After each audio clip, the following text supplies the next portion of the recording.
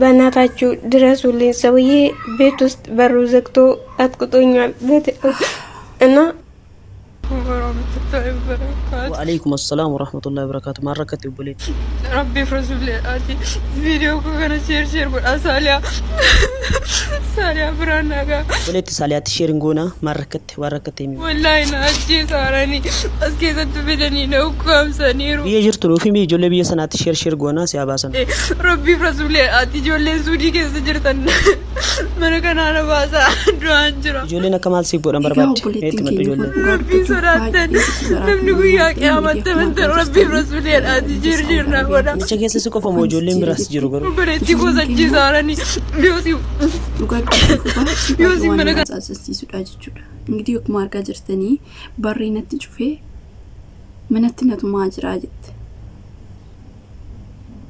ጨራን ከኝ ኩንስ ዱጋድበቹ ባይ አሸማር ከፎን ሆርፍቶታ ከበጀምቶታ ቻናል ዩቲዩብ ያስቀለች ለተረከምታ እንዱም ትከሰኑ ነጋና ከዩስኒ ፋዋየቱ ይቻ እንግዲህ ወክማርጋ ጀርተኑ ቡሌት ይገኝ ኩኒ ወሬም ቤክተን ሰከስመስሞ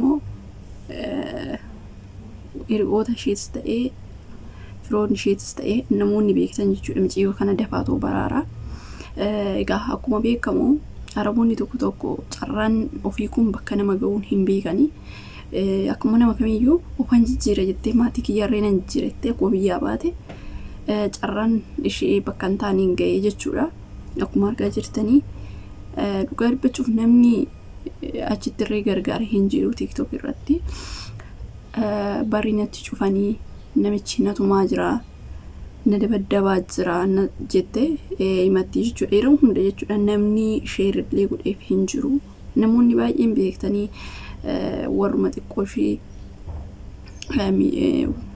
fooloo guddaa qabu malee ijoollee kanaaf darbeeti kan marmatanii fi akkasuma namni fooloo guddaa qabu yeroo sheerii godheef nama san biraan ga'eef namni garaa laafif tokko gargaaruu danda'a jechuudha.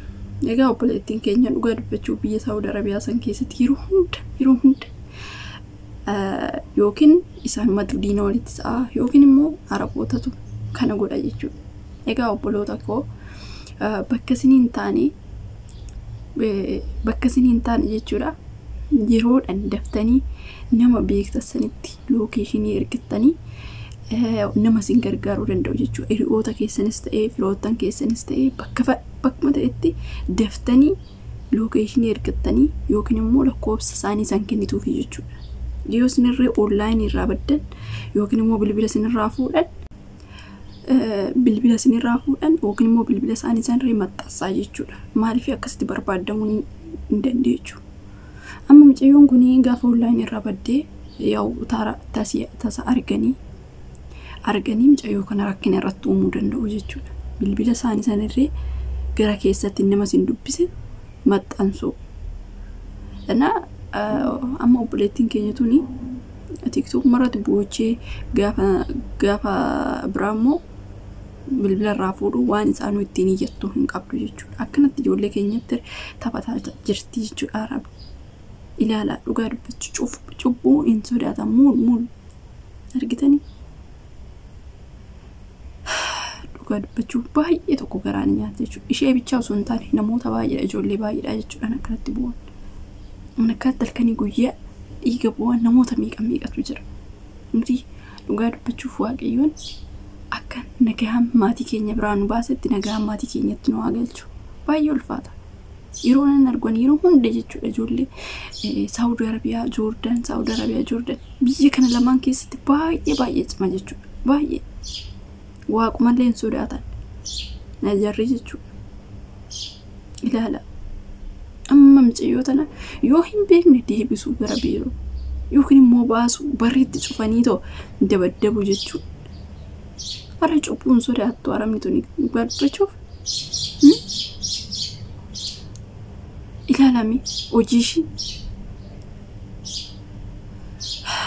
gadbachuuf baay'ee tokko naasaasalsiiste ishii bichaa osoo hin taane isheen takkas hin jirti. Ishiin sachuma ishiinis maaloo naan mirmadhaa na ajjeesanii maaloo naa mirmadhaa na ajjeesuu ka'anii ilaala dallaalonni biyya arabaa keessa hojjettu hundi ishiitu tokkodha. Dallaalarraan akkanuma jettanii hin dhufina yoo isiniin jedha hin dhageessan ijoolleen keenya kin olaala. Rakkinni yoo sirra ga'e waa tokko sirra ga'e isaan birri isaanii fudhatanii daan qaban sirraa dhimma hin qaban jechuudha. Akkasuma biiroon asiitillee itti si kennite itti si gurguratte birri ishii sallaalti malee irraa si maal akka taate rakkina keessii hubatan waan an beekuuf jechuudha. Dallaalonni akkana. Kanaafiyyuu biyya keetitti rakkachuu si wayya malee dhugaa dubbachuu biyya ormaa keessatti dhuftee rakkatiin ani gorsa isinii qabu tana. Yeroo baay'ee baqa yeroo baay'ee yookiin najjeesu yookiin darbu yookiin nara dhugaa dubbachuu baqa jecha namni isinii dhaamu takka jiraate keessattuu ijoolleen xalabaa jirtan jechuudha. Kan ala jirurree akka barbaade yoo dhiisee ba'ee sin ba'a obsa qabaachuu qabdu. Isaa wajjin jiraachuudhaaf xiqqoo taaggasuu obsa qabaachuu keessattuu yeroo Roomudaa kana sirriitti of eeggannoo cimaa godhaa. Adaraa keessan ijoolleen obboleewwan kiyya dhugaa dubbachuuf baay'ee seexanni isaanii seexanaa miti. Baqa ijoollee meeqa baqa yookiin hin abbadu amma yeroo kanatti jechuudha. Hin abbadu. Kanaafiyyuu obsa sin barbaachisa. Nama kamiyyuu nama nagaa kana wajjin nama jiraatu beektanii gizeen sooman kan baqa seexanni itti kaati.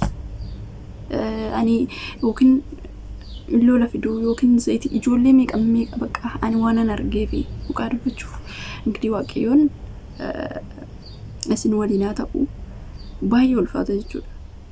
Kanaafiyyuu obsa barbaachisa yeroo ammaa kanatti. Akka waan baqa yookiin ati nyaata dhoowwattee tokko itti fakkaatanatti fakkaate yeroo sooman kana sirriidha. Seexana wajjin. Kanaaf yeroo kana taaggasaa ijoolleen keenya obsa sin barbaachisa yeroo kanatti jechuudha. Takkitti tana keessatti ni beektu miti namumti gaarii namumti wajjin jiraachaa jirtu amala gaariidhaan jiraachaa jirtu gizee kana seexana sitti ta'u. Kanaafiyyuu obsa barbaachisa dhugaa dubbachuuf waan an argeef jechuudha. Barreen giddaama mucayyoon takka dhugaa dubbachuu baay'ee jaallatu. Sigalee nurree soomin keenya fi ani isaaniitillee wal bira dhufee jechuudha. Walirra ture. So ani mucayyoon sun sooma tolte ishiinillee kadhannaa gochuudhaaf beektanii ishiinillee soomtii sa'aatii 6 jechuudha. Kadhannaa gochuuf deemee jettee isaan immoo sooma waan jiraniif namchiyyoo hoggaa dheeraa wajjin jiraatanii isinii galee. Sooma isaaniiti beekiga. Kanaaf mucayyoon saniin rukuttee abadan na rukutuu dhiisii ana afaanumaan natti dabarteen beektutti ilaala ka. Yeroo kana maal barbaachisa obsa barbaachisa jalumaa jiinitu nama darbitutti ijoolleen keenya obsa isin barbaachisaa jechuudha. Wanti tun dhaamsatii ijoollee keenya immoo rakkachaa jiran taphataa jiranis immoo ingirii kadhannaa keessan hin yaadadhaa bakka jiranitti waaqayyoon harka diinaa keessaa isaanaa baasu diinuma isaanuyyuu akkas obboleewwan keenyatti ukkaamsanii itti taphataa kan jiran jechuudha. Akkasuma kan namiciyyoota kan na boochisee dhugaa dubbachuuf maal jettee namichi jette dallaalan mana namaatti na kennee jette. Dallaalli mana namaatti na galchee jette. Yeroo galchusan ani qarshii erga fudhateen booda halaas gaafa ishiin deebitu garuu manni sun naan ta'anii nan jijjiirradheette. Manni sun naan ta'anii jijjiirradheen deebi'ee jette ammas gara biirootti. Innaa namichi sun araba jette arabdichi sun na dha'uudhaan nan dhoofne jette. Ilaala sooma keessa na dha'uudhaan nan dhoofne. Dhayeetuuf na wallaalchisee jette. Dhugaa dubbachuuf hedduu takka na gaddisiiste dhugaa seenaa ishee jechuudha.